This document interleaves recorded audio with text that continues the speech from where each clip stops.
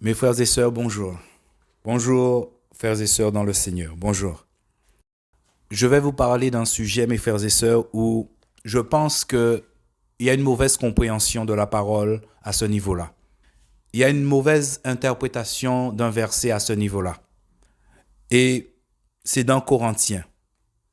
Nous allons commencer par 2 Corinthiens 11, parce qu'il faut mettre la base, frères et sœurs, nous mettre dans le contexte.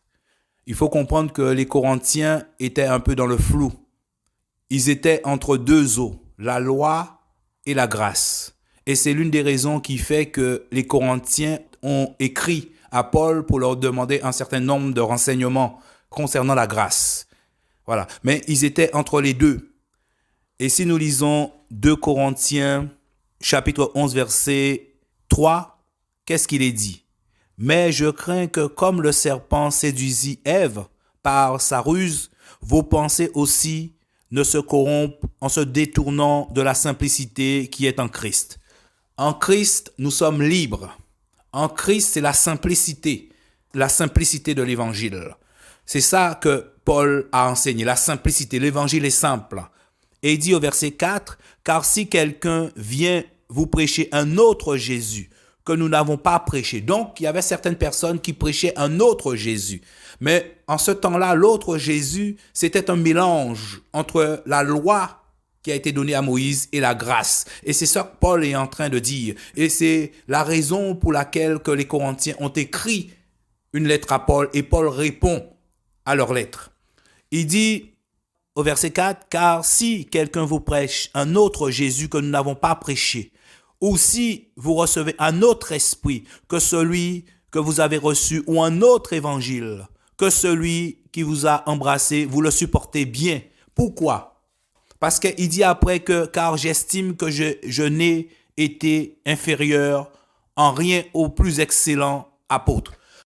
Parce que en 1 Corinthiens 9, Paul, pour sa défense, parce qu'il était méprisé, les autres apôtres avaient des droits, et que Paul et Barnabas n'en avaient pas. Et c'est ça que Paul est en train de nous dire en 1 Corinthiens 9. N'avons-nous pas le droit de manger et de boire? N'avons-nous pas le droit de mener avec nous une sœur, une femme, comme font les autres apôtres et les frères du Seigneur? Et Céphas, c'est Pierre.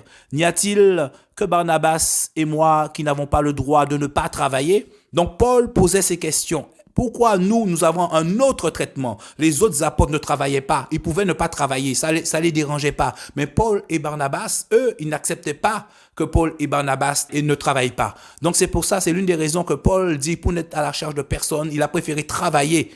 Et c'est pour ça que Paul dit ça. Quand c'est un autre Jésus, c'est-à-dire un mélange entre la loi et la grâce, vous le supportez bien. Voyez? Donc c'est pour poser la base. C'est-à-dire qu'il y avait une petite confusion à Corinthe, il y avait une petite confusion. Il y a certains qui appliquaient la loi et la grâce en même temps. Et Paul dit au verset 5, « Car j'estime que je n'ai été inférieur en rien aux plus excellents apôtres. » Donc, on pose la base. Ça dit qu'à Corinthe, il y a certains qui pratiquaient la loi et la grâce. Vous voyez? Et ils ont posé un certain nombre de questions à Paul. Et Paul a répondu par sa lettre. Et l'une des questions que Paul a répondu, on va le lire. Et c'est ce verset, justement, je voulais revenir dessus. Le verset 25 en 1 Corinthiens 10 qui pose problème. Le verset 25 à 27. Que nous dit la parole dans le verset 25 à 27? Paul répond aux questions. Il répond à la lettre qu'il a reçue. Il dit, « Mangez de tout ce qui se vend au marché, sans vous enquérir de rien par motif de conscience. » Donc, on comprend bien là que les Corinthiens avaient un problème de conscience, mes amis. Ils avaient un problème de conscience. La conscience en grec, c'est synédesis. Ça veut dire quoi? On peut avoir conscience de quelque chose. On peut avoir conscience de son existence. On peut avoir conscience de ses bras, du vent. On peut avoir conscience de cela. Mais la conscience dont on parle ici, c'est cette faculté à discerner le bien du mal. C'était leur problème, à discerner le bien et le mal par rapport à ceux qui doivent manger ou pas. Parce que la loi disait quelque chose et la grâce disait autre chose. Pourquoi? Parce que dans la loi, il y avait certains aliments qui ne pouvaient pas manger, qui faisaient partie des animaux impurs. Le cochon, par exemple, faisait partie des animaux impurs. Et c'est là qu'ils étaient dans le mélange. Donc, ils avaient un problème de conscience. Donc, il se posait la question, est-ce que manger tout ce qu'il y a sur le marché est une bonne chose? Est-ce que manger tout ce qu'il y a sur le marché, on pêche contre le Seigneur? Parce que nous sommes aujourd'hui en Christ. La loi dit qu'il y a des animaux impurs, mais la grâce, que dit la grâce?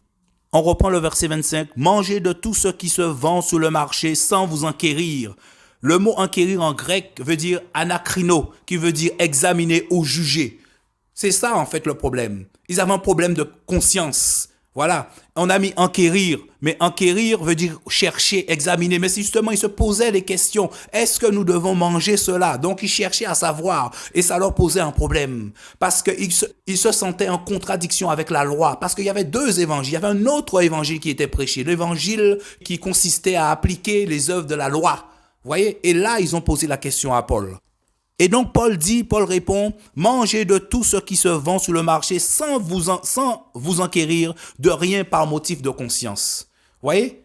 Pourquoi sur le marché? On va lire aussi le verset 27. Il dit, si quelqu'un des incrédules vous invite et que vous vouliez aller, mangez de tout ce qui sera mis devant vous sans vous enquérir de rien par motif de conscience. Et c'est ça, et c'est là le problème. Voyez? On entend souvent des gens qui disent que si on vous invite, il faut manger tout ce qui est devant vous. Non, c'est pas ce que dit la parole. Non, c'est pas ça que dit la parole. On a l'impression qu'ils prennent qu'un parti du verset. C'est-à-dire, ils prennent manger tout ce qui sera devant vous si un incrédule vous invite. Non, c'est pas ce que dit la parole. La parole dit, et c'est ça qu'ils oublient de dire, sans vous enquérir de rien par motif de conscience. En fait, sans vous enquérir de rien par motif de conscience, ça veut tout simplement dire que tu es libre aujourd'hui. Il n'y a plus de problème de conscience, comme si on était sous la loi. Nous ne sommes plus sous la loi. Tu es libre de manger tout ce qu'on met devant toi. C'est ce que veut dire la parole. La parole ne dit pas qu'il faut manger de tout. C'est une obligation. Non. Paul dit, vous êtes libre de manger de tout. Il n'y a plus de problème de conscience. Ne cherche pas. C'est pas la peine de chercher. En Christ, nous sommes libres. Libres de manger de tout. Et pourquoi le marché? Pourquoi chez un inconverti? Parce qu'ils n'étaient pas en Israël. En Israël, il y avait peu de chances de trouver, par exemple, du porc sur le marché. Parce qu'il y avait des animaux qui étaient impurs. Ils appliquaient à la loi encore en Israël. Mais à Corinthe, c'était des inconvertis. Si tu vas sur le marché ou si tu vas chez un inconverti, il y a beaucoup de probabilités que tu trouves des animaux impurs. Voyez? Mais la parole nous dit que on peut manger de tout. Tout est sanctifié par la parole et la prière. Vous voyez? C'est ça que nous dit la parole. Et si on se souvient de Pierre dans Actes, juste avant d'aller chez Corneille, il était sur sa maison, mes frères et sœurs. Et il est tombé en extase. Et le Seigneur lui a présenté un drap. Et sur ce drap, il y avait plein d'animaux. Le Seigneur a dit à Pierre, tue et mange. Et regardez la réaction de Pierre. Je me souviens pas, j'ai pas le texte devant moi. Mais Pierre, il me semble, disait, non Seigneur. Déjà dire non au Seigneur, c'est vraiment du culot. Il disait non au Seigneur. Il disait non Seigneur. Rien d'impur n'est rentré dans ma bouche. Vous voyez? Donc c'est comme si le Seigneur lui a présenté des animaux impurs. Voyez? Et donc Pierre disait, rien d'impur n'est rentré dans ma bouche. Mais le Seigneur disait, ne considère pas impur ce que le Seigneur a sanctifié, ce que le Seigneur a rendu pur. Même si ça a une valeur spirituelle, mais ça a aussi une valeur physique. Le Seigneur nous apprenait que là, tous les animaux sont devenus purs. Il les a purifiés, il les a sanctifiés. Donc il disait à Pierre, ne considère pas ce que Dieu a purifié comme impur. Car Dieu a purifié tout animal maintenant. Tous les animaux ont été purifiés. Donc tu peux manger de tout. Et c'est exactement ce que Paul dit. Et Paul va même plus loin. Il va plus loin en disant que même les animaux sacrifiés aux idoles, tu peux les manger. Mais il va même plus loin en disant ça pour dire maintenant que nous sommes en Christ, nous sommes libres de manger ce qu'on veut. Même les animaux impurs, tu peux les manger maintenant. Or, si on prend Deutéronome 7, on va prendre Deutéronome 7, le verset 25 à 26. Que disait le Seigneur dans Deutéronome 7, verset 25 à 26? Le verset 25.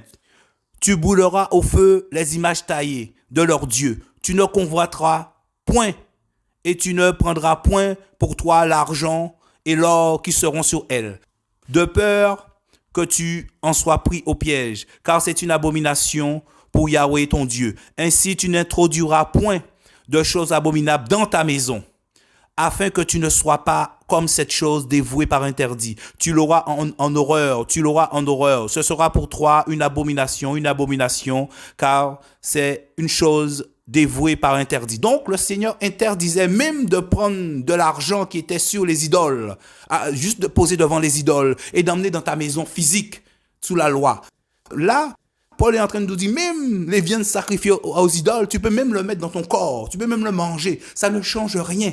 Tout est sanctifié par la prière et par la parole. Vous voyez, dans la maison spirituelle, tout est sanctifié maintenant. Tu peux manger, il n'y a aucun problème. Et c'est ça, et ce problème de conscience que les Corinthiens avaient. C'était ça, en fait. Je vais reprendre 1 Corinthiens 25, 1 Corinthiens 10, versets 25 à 27. Mangez de tout ce qui se vend au marché, sans vous enquérir de rien par motif de conscience, car la terre, avec tout ce qu'elle contient, est au Seigneur. Si quelqu'un des incrédules vous invite et que vous vouliez aller, mangez tout ce qui sera mis devant vous, sans vous enquérir de rien par motif de conscience. Mangez tout ce qu'il met devant vous, sans vous enquérir de rien par motif de conscience. C'est très important, la deuxième partie de la phrase. La deuxième partie du verset a autant d'importance que la première partie. C'est parce qu'il y avait un problème de conscience. Ils se posaient des questions à savoir s'ils sont en train de pécher contre le Seigneur en mangeant des animaux impurs. Voyez, c'est pour ça qu'ils se posaient la question. Et Paul leur a dit, c'est pas la peine de chercher, c'est pas la peine de vous prendre la tête. Aujourd'hui, nous sommes sous la grâce. Sous la grâce, on peut manger de tout. Tu es libre d'être végétarien, mon frère. Tu es libre de ne pas manger de tout. Parce que ça m'a toujours posé un problème. J'ai entendu des hommes de Dieu qui disent, ah, moi je mange tout ce qu'on met devant moi. C'est écrit. Non, c'est pas ce qui est écrit. C'est écrit que, en fait, tu es libre de manger de tout ce qu'on met devant toi. Mon ami, il ne faut pas oublier que nous sommes libres en Christ. Il y a des gens qui sont végétariens. Donc, si j'invite un végétarien chez moi sans savoir qu'il est végétarien, je ne vais pas l'obliger à manger ce que je mets devant lui. Ça n'a pas de sens, mes frères et sœurs. Nous sommes libres en Christ. Vous voyez? Lui, il est végétarien. C'est son choix d'être végétarien. Vous voyez, mes frères et sœurs, c'est son choix. Il y a certaines personnes qui sont allergiques aux produits laitiers. Alors, si je mets du fromage devant lui ou du beurre, mon ami ne va pas manger du fromage ou du beurre alors qu'il est allergique. Mes frères et sœurs. Donc, ça n'a pas de sens. Et ça m'avait toujours posé un problème. Je me dis, comment le Seigneur nous dit que quand on va chez quelqu'un, il mange tout ce qui est mis devant toi. Il y a un problème. Et là, quand je lis le verset, eh ben, c'est pas ce qui est dit. Non. Donc, quelquefois, mes frères et sœurs, quand on traduit un verset biblique mot à mot, la pensée de l'auteur n'y est pas. Voyez? La pensée de l'auteur n'y est pas. Voyez? C'est pour ça qu'il faut demander de l'aide au Seigneur pour que le Seigneur vous aide à comprendre ce verset. Par exemple, en Matthieu. En Matthieu, c'est écrit quelque part que il y a des eunuques qui sont eunuques dès le ventre de leur mère.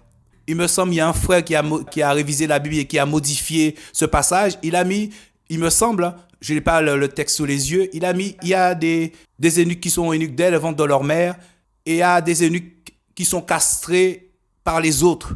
Et il y a certains qui sont castrés par eux-mêmes. Le fait même de mettre le mot castré, littéralement, peut-être que c'est ça que ça veut dire, littéralement. Mais la pensée de l'auteur n'y est pas. Là, on parle de la fonction des eunuques. La fonction. Je peux modifier ça en disant, il y a des prophètes qui sont prophètes dès le ventre de leur mère. C'est-à-dire que Dieu a choisi. Il y a d'autres qui sont prophètes par les hommes. Et il y a d'autres qui sont prophètes par eux-mêmes. Eux-mêmes ont voulu être prophètes. Et comme la parole dit, c'est Dieu qui établit. Voyez, c'est Dieu qui établit. Ça ne sert à rien de courir, c'est Dieu qui établit. Voyez, donc la pensée de l'auteur n'y est pas. C'est pas explicite, c'est implicite, c'est à l'intérieur. Il faut chercher et que le Seigneur nous donne cette intelligence pour comprendre. On a l'intelligence de toute façon, que le Seigneur nous aide à comprendre. Moi, je suis guadeloupéen. Il me semble dans une exhortation, j'ai pris cet exemple. Par exemple, en créole, je peux dire que avec grain diri ou quoi fait sac diri. Ça c'est une petite phrase en créole. Ça veut dire avec des grains de riz, tu fais des sacs de riz. Mais la pensée, si tu n'es pas guadeloupéen, tu auras du mal à comprendre ce que je dis. Parce que ça n'a rien à voir avec des grains de riz et des sacs de riz. Je veux tout simplement dire, avec beaucoup de persévérance, que tu y arrives. Il y a des choses, mes amis, frères, quand tu traduis mot à mot, la pensée n'y est pas. Mais la pensée là, en 1 Corinthiens 10, verset 25, en fait, Paul est en train de dire aux Corinthiens. En ce temps-là, ils étaient à Corinthe. Ils n'étaient pas en Israël, ils étaient à Corinthe. Donc, que ce soit sous le marché ou chez un inconverti, il y a une grande probabilité que tu trouves de la viande qui était interdite par la loi de Moïse. Donc, ça posait un problème aux Corinthiens qui avaient Jésus. Mais Paul nous apprend aussi que les Corinthiens, il y avait d'autres personnes qui évangélisaient dans notre évangile, dans notre Jésus, un Jésus mélangé. Vous voyez? Il annonçait un autre Jésus, il annonçait un Jésus mélangé. Et le Jésus mélangé qu'on annonce, c'est un peu de la loi et un peu de la grâce. Et donc, il y a sûrement des gens qui annonçaient qu'il ne fallait pas manger des viandes sacrifiées aux idoles, qu'il ne fallait pas manger du porc, tout ce qu'on trouve sur le marché. Et là, Paul répondait en disant, non, aujourd'hui, nous sommes libres.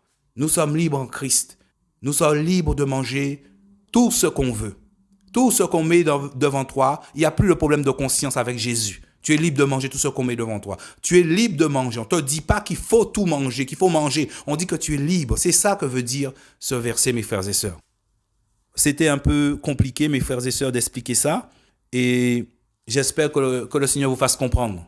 Donc, dire maintenant qu'on va chez quelqu'un ou qu'on va chez un inconverti ou bon, l'inconverti, ça n'a pas beaucoup de sens aujourd'hui. Mais quand on va chez quelqu'un, même un frère, mon frère, ma sœur, ton rôle, mon frère, ce n'est pas de manger tout ce qu'on met devant toi. Non, tu es libre. Il n'y a plus de problème de conscience. Oui, tu es libre. Ils avaient ce problème il y a 2000 ans. Ils se posaient la question, est-ce qu'il fallait manger de la viande qui se trouve sur le marché, tout ce qui se trouve sur le marché, parce que sur le marché, forcément, il y a du porc, il y a du crabe, que le Seigneur avait interdit de manger sous la loi. Là, tu es libre. C'est ce que veut dire ce verset. Et malheureusement, on traduit mal ce verset parce qu'on n'a pas compris la deuxième partie. Et on dit que quand on est invité chez un inconverti, il faut manger tout ce qu'on met devant toi. Même pas forcément chez un inconverti, mais chez quelqu'un, même un frère, il faut manger tout ce qu'on met devant toi. Non, c'est pas ce que dit la parole. La deuxième partie n'a pas été comprise. La deuxième partie veut tout simplement dire que tu es libre. Il n'y a plus de problème de conscience. Tu n'as pas besoin de chercher ni quoi que ce soit. Tu n'as pas besoin de juger. Non, non, tu es libre aujourd'hui. Il n'y a plus de problème de conscience. Tout ce qu'on met devant toi, tu peux le manger si tu manges de tout. Mais il y a des personnes qui ne mangent pas de tout. Donc il ne faut pas les juger, il ne faut pas les condamner, mes frères et sœurs. Merci Seigneur pour ta parole. Au nom de Jésus. Amen.